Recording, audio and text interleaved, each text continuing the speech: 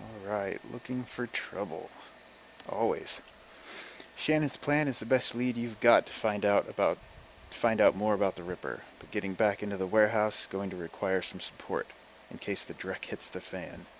Seamstress's Union will have exactly what you need, a fixer.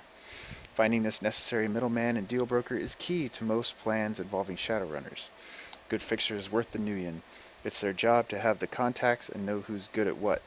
They'll put together the team you need, magical support, skilled street samurai for muscle, or a Nova Hot Decker for matrix work.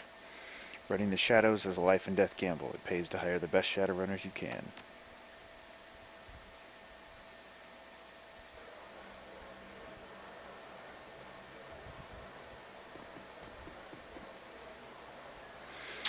Cherry Bomb flags you down as you walk through the door. Hey, Tiergar. There's a woman looking for you, Jessica something. She's waiting for you by the stage. Bellevue type, wouldn't order anything, won't touch anything. I think she's afraid of diseases or something. Sounds like a Bellevue type. Thanks, Cherry. No charge, chummer. So why is the bar so empty? We don't get much action in the early afternoon, just a few salarymen slumming Touristville and hoping to talk to Madam Sinful and some die-hard regulars. Madam Sinful? That's what the downtown folks call Mrs. Kubota. It's a Touristville thing. They like her to have a naughty name like that. Okay, who's around? I just got in, but I think Coyote's cleaning the back bar. Mr. Delilah is hanging out in his usual place. The vendors downstairs came in a few minutes after me. Oh, and Bartlett's here. Don't think you've met him yet. Who's Bartlett? John Bartlett, big presence at the end of the bar. He's in the biz, connected. You might want to meet him. Is that guy? What guy's still bothering her? Oh, it's some ex-boyfriend, if I remember right. Alright. You mean my ex, Shane? Yeah. No, he hasn't been in since the last time. No calls or pages or handwritten notes either. Weird. He was so persistent. I guess he finally got the message. Maybe he'll find someone at that Universal Brotherhood of his and settle down. Have fun. Alright. New objective, talk to Jessica. Alright, well, let's talk to Johnny Boy here. Talk to him. Full of life, with a quick smile, the man tilts his head and watches you approach. Hey guy, what's shaking? Let's see. I guess a little of this, a little of that. I hear that, Ome. I might have something for you if you got the Nuyen. Alright, let's see. You ever hear of the Nephilim Network? Of course you have. An in-the-know guy like you has to have heard of the premier merc team out there. Of course I have. Then you know you can hire us to run with you when you need expert help. Not just any tube calling himself a runner. We cost more, but we're worth it. Okay. Might have to come back to that guy. I'm very busy. You show me something worth my time or you walk away. Yeah, data from the NTSB. Renraku would pay to keep it quiet, and Ares would pay to know what it is. I got 800 Nuyen for something like that. Yeah, alright, fine. Done.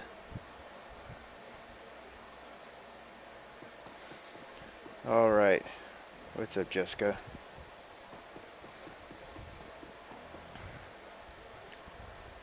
Talk to her.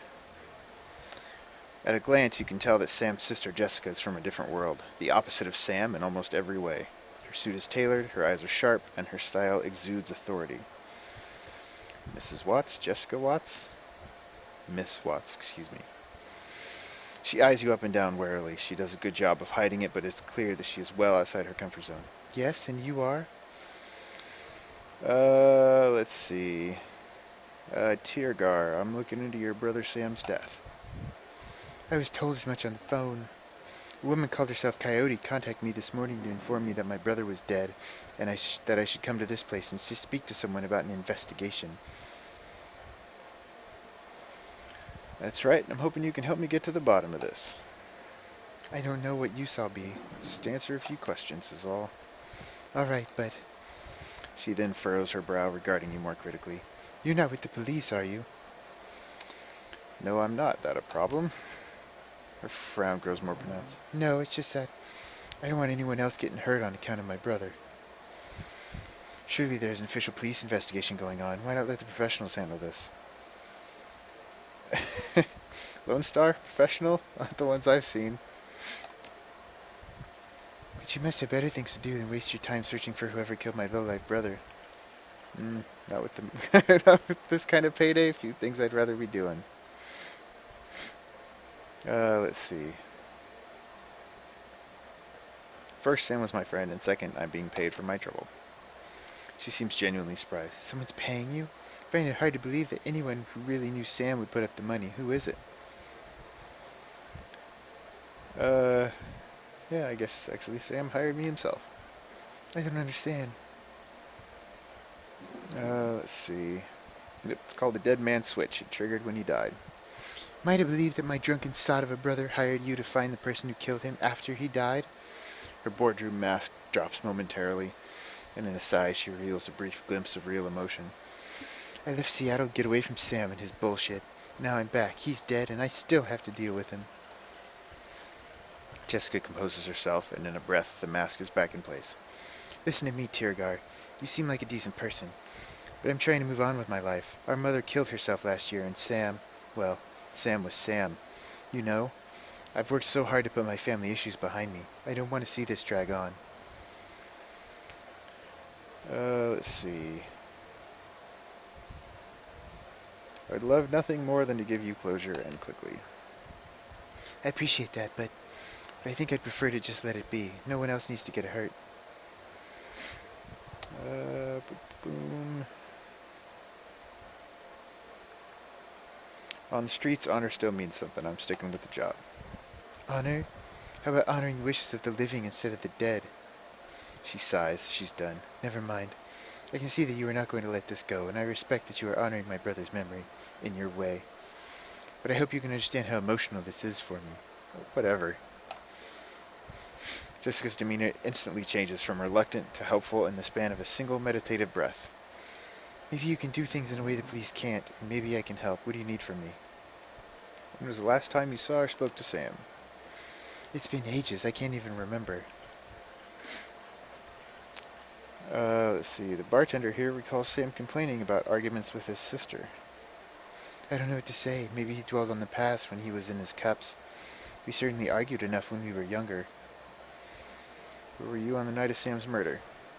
I will overlook the impolite accusation and tell you that I was at a fundraiser all evening. A very crowded fundraiser. Did Sam have any enemies?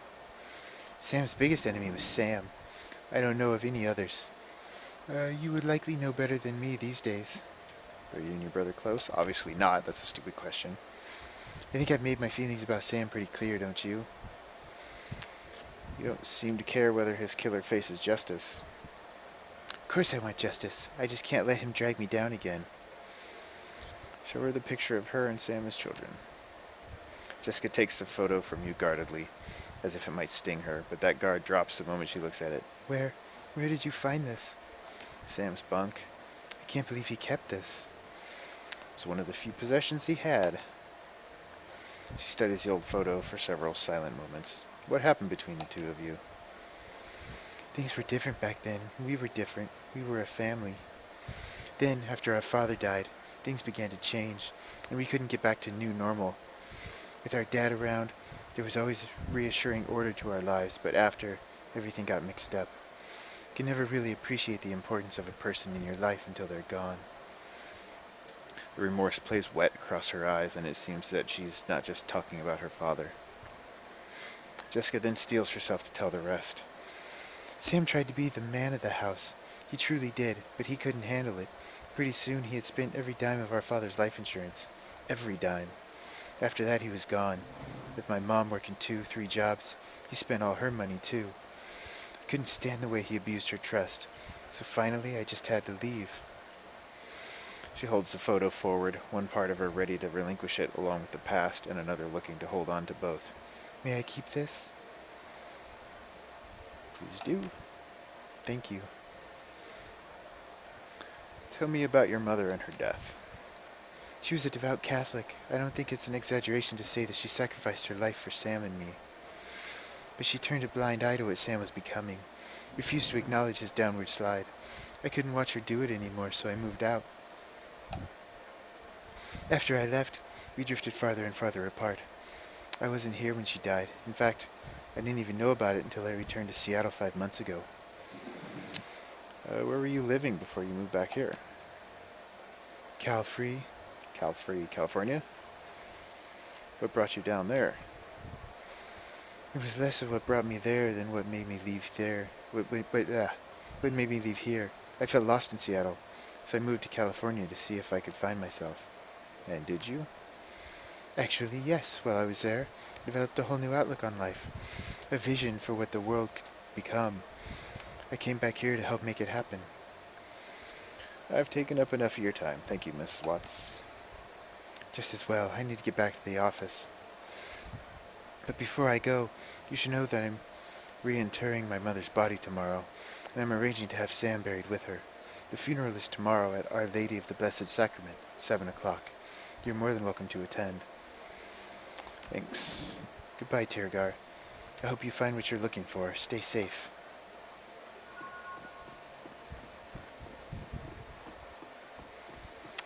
Okay. Now what? Talking to Mr. Delilah. No, let's talk to Coyote first. When Coyote sees you, her eyes glisten with gratitude. There he is, the dwarf of the hour. How's Gino doing? Hard to say. He's pretty burnt, malnourished, and dehydrated too. Paco's taking care of him. He's got friends who know about that kind of thing. She smiles. He's a good man, that Paco. The world looks pretty different to me now that I've got Gino back. What happens now? Now I'm going to finish my shift and get some sleep. I think I'm due for some. After that, probably buy some ammo. I'm running low. See you around, and don't forget about me if you need some backup of your own.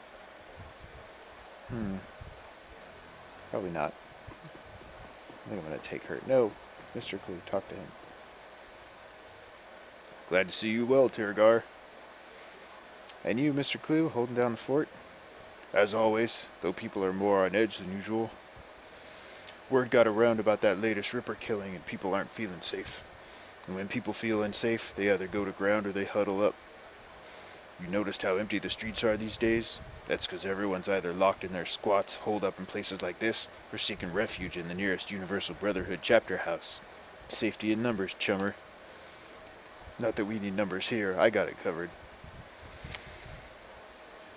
Alright, I bet you do. See you later, Mr. Clue. It rhymes. Later. Alright, Mr. Delilah.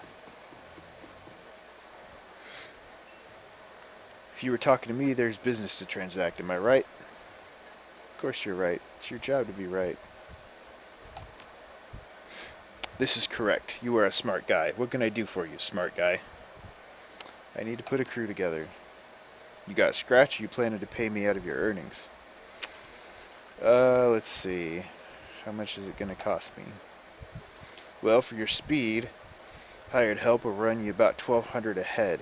Ooh, if you start taking on tougher jobs, well, the more experienced the runner, the higher the rates. Shit, that's a lot. I'll pay a percentage of what I earn. Screw you, I don't speculate. I guess in that case I can pay the runners up front. Excellent, we agree on terms. I've got some runners on call if you've got any special requests. Yeah, well, fuck. Yeah, let's see him.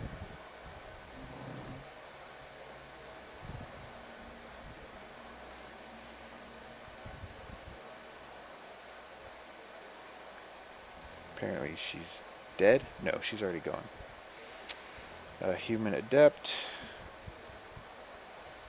What spells does he have? Killing hands, mana fist, magic resistance.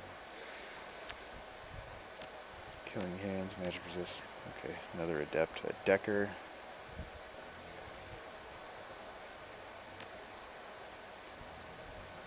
Let's see.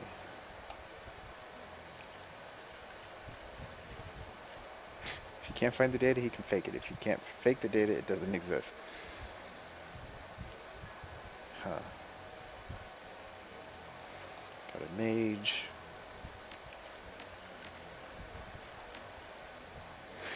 And a mage. Let's... About this other dude. What's he got for me? It might be cheaper just to hire his team. Or I can't talk to him again, so I guess we're done. Alright. Let's go back to Mr. Delilah.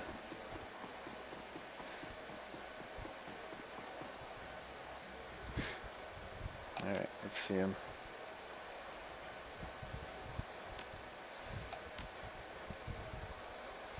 What I would like to have is a healer. Maybe she's a healer. Shaman's healers? It doesn't look like it. Let's see. He's got a machete. Damage 4. Damage 6. She's just got an axe. How much money do I have? 77.55. Let's see. The Decker. He's got a machete. He's got a pistol. Oh, this guy's got a fucking Uzi. Yeah, I think I like him.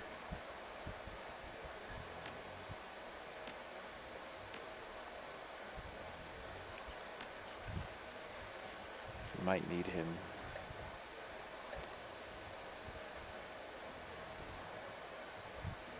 Alright, give me this guy. We got one more. Maybe a mage?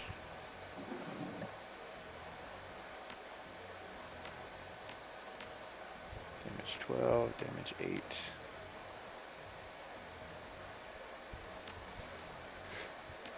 Oh, she's got healing. Oh, fuck yeah. Alright, give me her. Got it. Done. Confirm. Hire these runners and meet Shannon at the NTSB warehouse. Confirm.